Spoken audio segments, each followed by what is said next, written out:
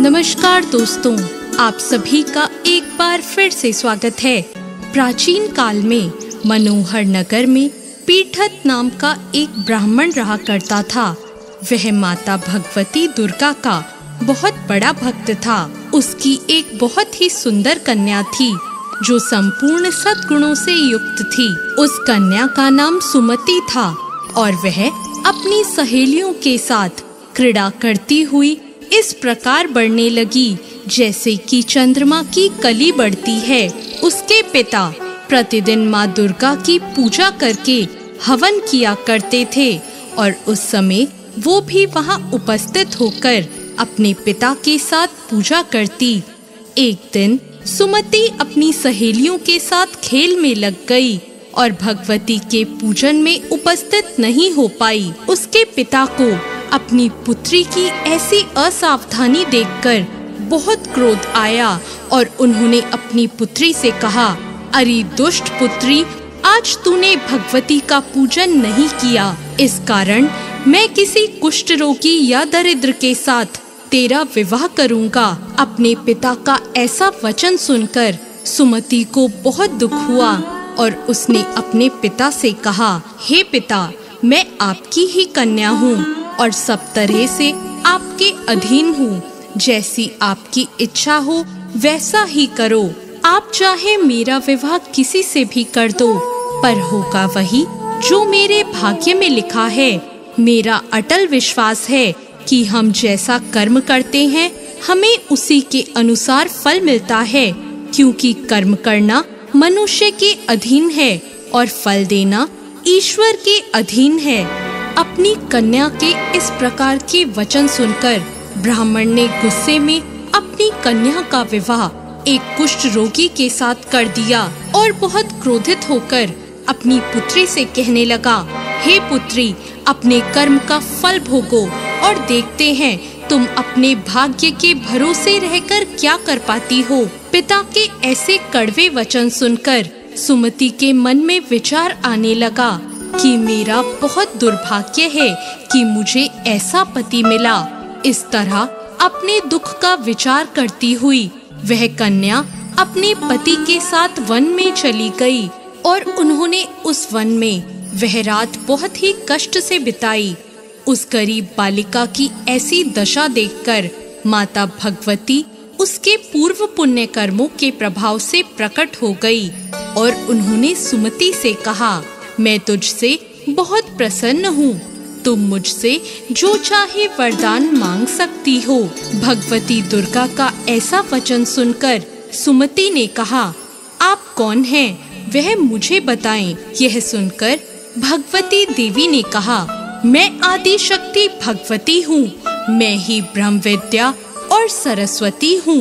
प्रसन्न होने पर मैं प्राणियों के दुख दूर कर देती हूँ और उनको सुख प्रदान करती हूँ। मैं तुझ पर तेरे पूर्व जन्मों के पुण्य के प्रभाव से प्रसन्न हूँ। तुम्हारे पूर्व जन्म में तुम एक भील की पत्नी थी और बहुत ही पवित्र औरत थी। एक दिन तेरे पति निषाद ने चोरी की। चोरी करने के कारण तुम दोनों को सिपाहियों ने पकड़ लिया और ले जाकर जेल खाने में कैद कर दिया। उन लोगों ने तुमको और तुम्हारे पति को भोजन भी नहीं दिया। इस प्रकार नवरात्रि के दिनों में तुमने ना तो कुछ खाया और ना ही जल पिया। इस प्रकार 9 दिनों तक नवरात्र का व्रत हो गया। हे ब्राह्मणी, उन दिनों में जो व्रत हुआ, इस व्रत के प्रभाव से प्रसन्न होकर मैं तुम्हें मनवांछित वर देती हूँ। तुम्हारी जो इच्छा हो मांग लो। इस प्रकार माता दुर्गा के वचन सुनकर सुमति ने कहा, अगर आप मुझ पर प्रसन्न हैं तो हे दुर्गे, मैं आपको प्रणाम करती हूँ। अगर आप मुझ पर प्रसन्न हैं तो कृपा करके मेरे पति का कोढ़ दूर कर दीजिए। देवी ने कहा, उन दिनों जो व्रत तुमने किया था उस व्रत का एक दिन का पुण्य पति का कोढ़ दूर करने के लिए अर्पण कर दो।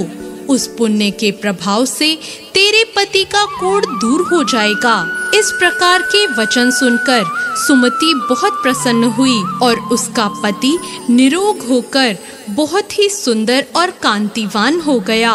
वह ब्राह्मणी पति की ऐसी काया देखकर देवी की स्तुति करने लगी और कहने लगी, आप दूसरों की दुर्गति को दूर करने वाली, तीनों लोगों का संताप हरने वाली, समस्त दुखों को दूर करने वाली, रोगी मनुष्य को निरोग करने वाली, प्रसन्न होकर मनवांछित फल देने वाली और दुष्टों का नाश करने वाली जगत की माता हो।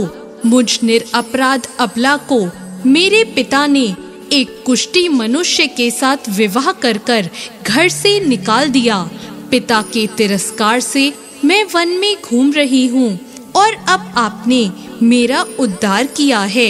हे देवी, मैं आपको प्रणाम करती हूँ, आप मेरी रक्षा करना। सुमति की ऐसी स्तुति सुनकर देवी बहुत प्रसन्न हुई और उन्होंने उसको अति बुद्धिमान, धनवान, कीर्तिवान और जितेंद्रिय पुत्र शीघ्र उत्पन्न होगा ऐसा वर दिया। तो इस प्रकार देवी भगवती ने सुमति पर कृपा करी। जैसी कृपा माता ने सुमति पर करी, ऐसी कृपा वो सब पर करे। जय माँ दुर्गा। तू है जगदम्बे काली, जय दुर्गे खप्पर वाली, तेरे ही गुण गाए भारती। ओ मैया हम सब उतारे तेरी आरती।